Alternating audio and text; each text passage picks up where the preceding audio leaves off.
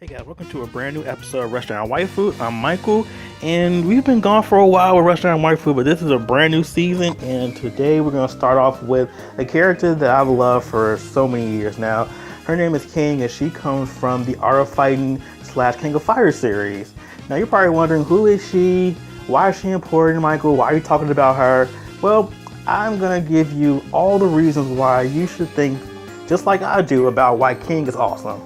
Alright, so we're going to talk about just a brief overview of her origin and whatnot. So, King is French, and she's also a Muay Thai fighter. Now, Muay Thai is very, very aggressive form of kickboxing that's over in Thailand. And it's mainly, you don't see too many women doing this fighting style. And so, King decided that it would probably be best for her to keep a low profile, and she started a new identity as King to make people believe that she was a man, because she didn't want people to believe she was a woman, because she knew this was a very male-dominated industry and a male-dominated field for fighting. So she decided to go off and live her life as a man, and she won many competitions for Muay Thai. And then she decided that she wanted to go back and live in Southtown. Now, Southtown's a pretty dangerous place to live. It's ran by one of the most notorious gangsters known to, I guess, fighting games. His name is Keith Howard. If you know who he is, you should probably Google him. He's a beast. So she's there. She decided that she definitely didn't want to, be known as a woman there. So she continued on as, being called King. Unfortunately, due to her fighting this guy named Jack Turner, who's another notorious little gangster in Southtown, she lost to him. And they kept, bullying her and, messing with her all the time. And then she eventually decided, she's going to just become a bouncer for Mr. Big, who's an underling of Keith Howard. Now, while she's being a bouncer, one of the characters of Art of Fighting, Ryo Sakazaki, is looking for his sister, who was captured. And, of course, he's looking through all the people that may know where she is, and then of course he comes across King, who's a bouncer for Mr. Big, and he knows Mr. Big probably has a good idea where she is.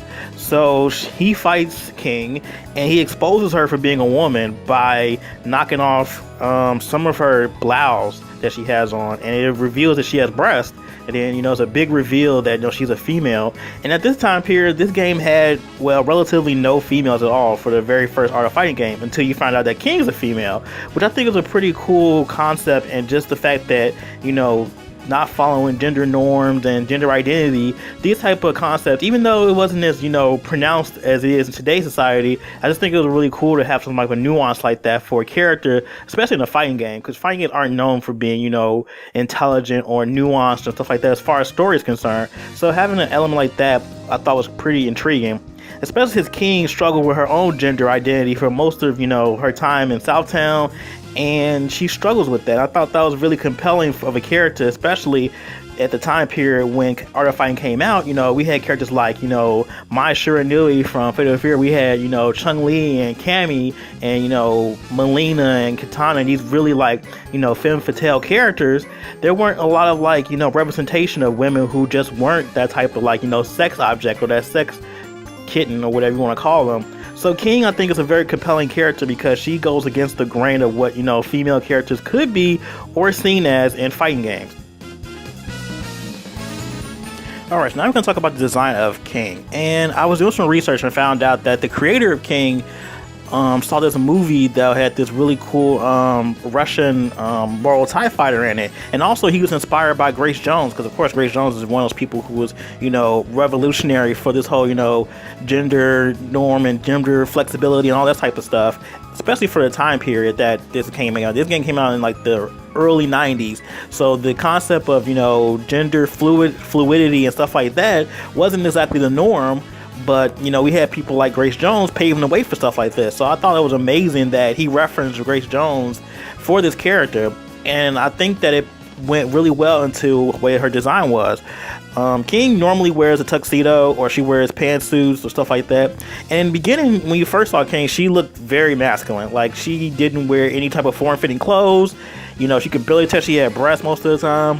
And then, as time progressed, I guess the designers of the games decided, let's make her a little bit more feminine. It's kind of, feminize her hair, give her a little bit more form-fitting tuxedos, stuff like that. It was very subtle. They didn't just go over the top until where you see her today in King of Fighters 14. She looks very feminine. Like, if you look at her, one of her first early incarnations to right now, King looks completely like transformed. And I think that it's a testament to her character too, because she struggled with gender identity, if she was a man or a woman. And I think it's great that played a part in her actual like design and concept. And right now, I guess she's probably the most feminine she's ever looked.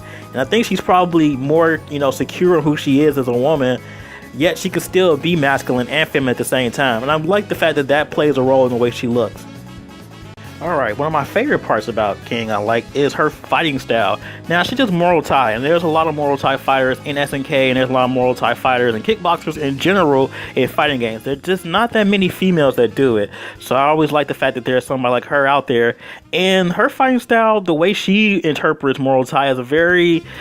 I think even Joe Higashi from Fatal Fury even said, because I think they had one of the intros when they fight each other in one of the games, he commented on her fighting style and how, unique it is. And I think that's cool because it just shows that they put a lot of time and effort to try to make her unique to a lot of other characters and other people who do kickboxing. Because, there's, Sagat from, Street Fighter. You have, of course, I said Joe Higashi. And you have Adon, you have Quajai. There's a lot of other people who already do the fighting style, but just her version of it is very unique to her as a character. And I think that's a really good testament to just really good character design overall.